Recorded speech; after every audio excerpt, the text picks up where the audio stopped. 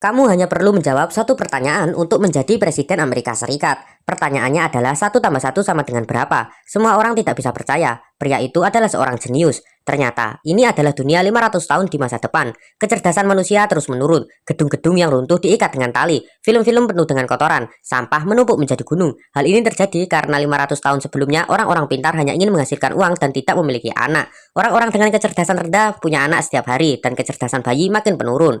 Militer merencanakan untuk membekukan sekelompok orang menggunakan teknologi hibernasi untuk menyelamatkan gen kecerdasan tinggi.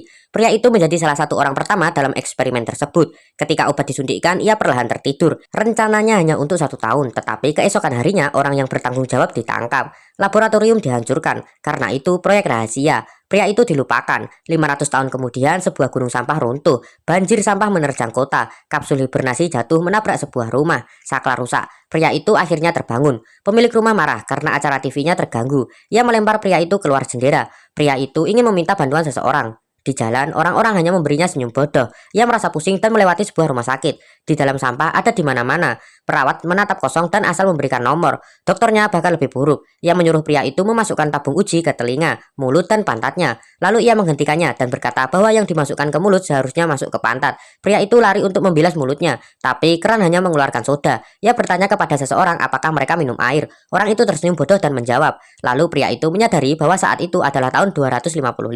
Ia berlari keluar dan sadar ia telah tidur selama 500 tahun. Ia berjalan linglung. Segera polisi menangkapnya. Ia diberitahu karena tidak membayar biaya pemeriksaan rumah sakit. Ia mendapat pengacara pembela gratis, tapi ternyata orang yang sama melemparkannya keluar jendela. Pengacara itu menuduhnya membobol rumah dan mengganggu acara TV-nya. Pria itu dijatuhi hukuman 500 tahun penjara. Sebelum masuk, ia harus menjalani tes kecerdasan. 1 tambah 1 sama dengan berapa? Pria itu ditembak. Manusia telah menjadi sebodoh itu. Sebelum masuk, ia berkata pada seseorang penjaga bahwa ia sedang dibebaskan. Penjaga itu mempercayainya dan melepaskannya. Ia mulai mencari mesin waktu untuk kembali ke 500 tahun lalu.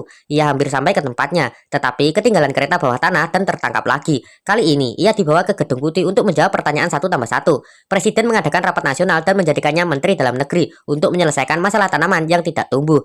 Ia pergi memeriksa ladang. Sebuah semprotan soda mengenainya. Ia terkejut orang-orang ini menyiram tanaman dengan soda.